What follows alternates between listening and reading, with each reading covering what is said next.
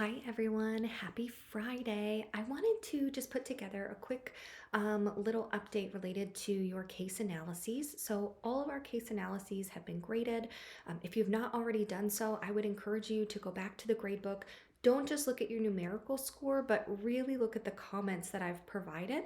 So, I've made comments throughout the text of your submissions and then also just some summary comments to kind of go along with the grade that you're seeing. It's really important that you use this feedback to help submit and work towards the second case study.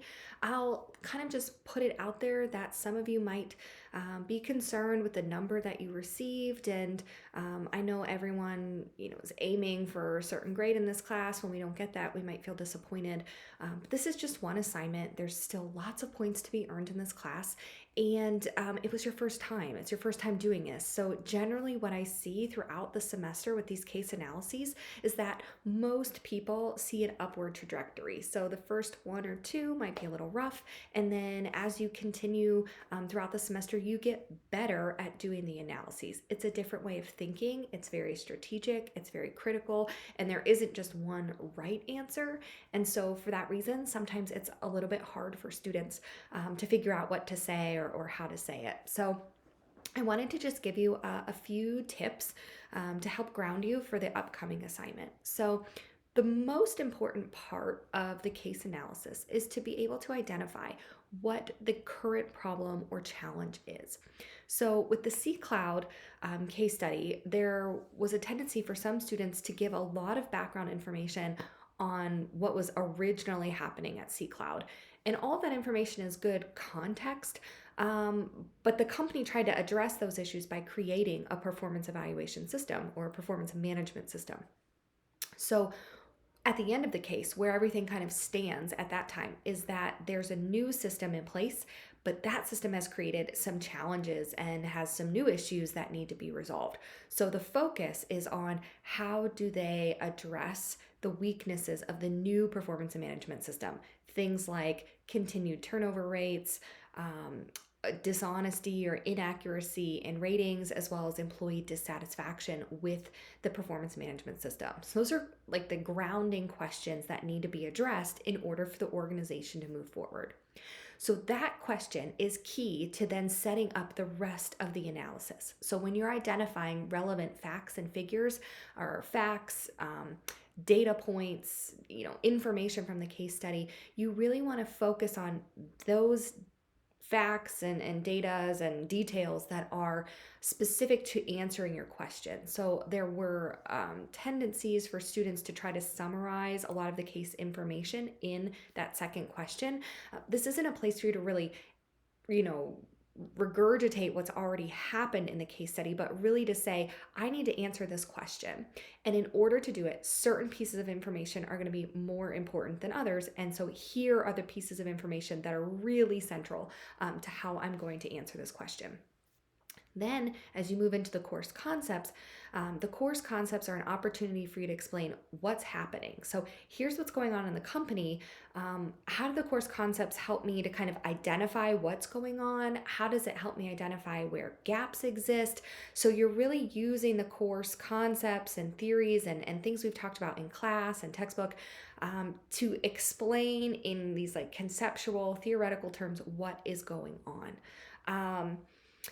I want you to dig deep here. So again, saying that performance management applies is true, but that's going to be true for all of the case studies.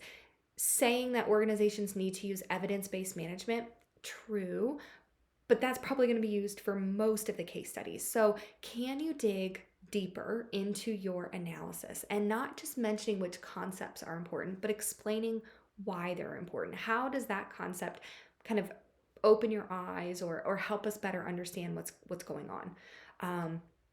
And then from there, we need to follow through with generating solutions. So the solutions need to be aligned with the problem. So sometimes there's a tendency to get to the very end and then just throw out solutions that could help, but they're not actually linked back to the main problem that was identified. So it's helpful at this point, go back. What was the main issue that you identified?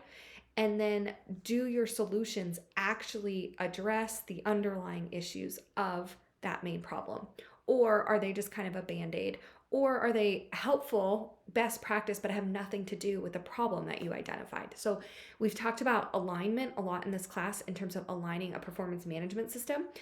Here we're going to be aligning our case study. So the problem sets kind of like the frame, and then you're carrying that problem through the entire case analysis so that the information you're using helps you answer the question, so that the concepts you're using help you explain that question, and then how it also helps with identifying possible solutions and choosing a solution.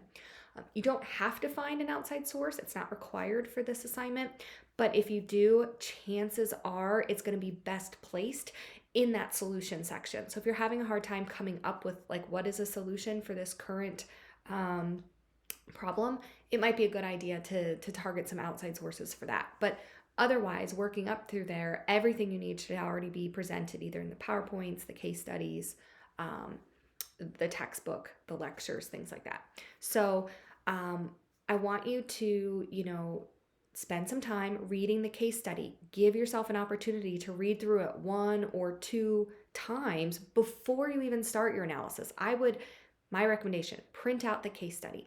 Read it as you're reading, highlight things. If it feels like, hey, I feel like this relates to something we've talked about in class, just highlight it. You don't have to do any writing or analysis in the moment.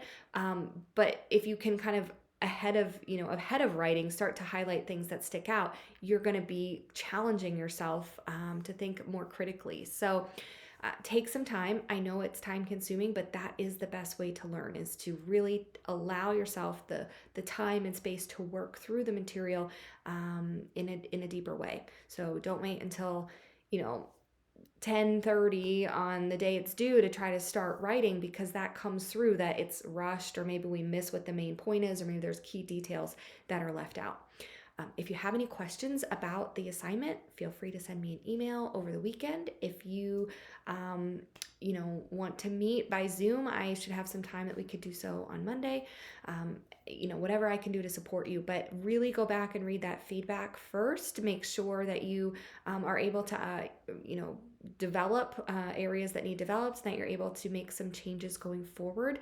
And just as a final minor note, the case analyses should be just 2 pages maximum.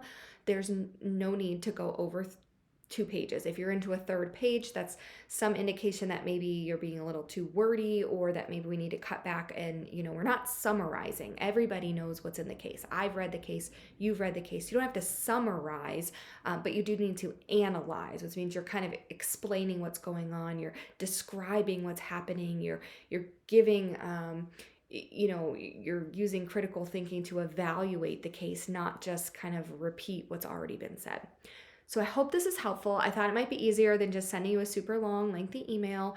And if you have any questions, please don't hesitate to reach out. I'm here to support you, and I know you can do it. And also, I think this case study is actually pretty fun, maybe a nerdy kind of fun, but I think it's an enjoyable and just kind of thought-provoking case. So looking forward to seeing you all Tuesday. Have a great weekend. Bye.